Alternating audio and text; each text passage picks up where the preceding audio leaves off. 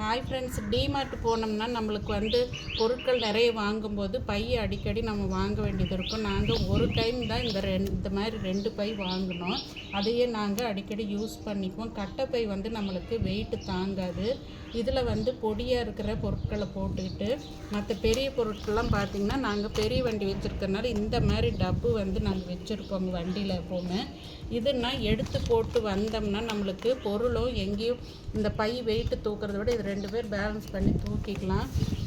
அதே மாதிரி பார்த்திங்கன்னா அங்கே காற்று அதிகமாக அடிக்கிறதுனால நம்மளுக்கு ரொம்ப நேரம் அந்த ட்ராலியிலேருந்து எடுத்து நம்மளுக்கு பையங்களில் பொறுமையாக அடுக்க முடியாது. இதுன்னா வண்டியிலேருந்து அப்படியே நாம் எடுத்து இந்த மாதிரி டப்புங்களை வச்சுட்டு வந்துட்டோன்னா நம்ம சப்போஸ் உடனே நம்ம ஸ்டோர் பண்ணல பாக்ஸில் போடலைனாலும் இந்த டப்பில் கீழே நம்ம சாக் பீஸ் மாதிரி கரப்பாம்பூச்சி சாக் பீஸ் போட்டோன்னா நம்மளுக்கு டைம் கிடைக்கும்போது நம்ம எல்லாத்துலேயும் ஃபில் பண்ணிக்கலாம்.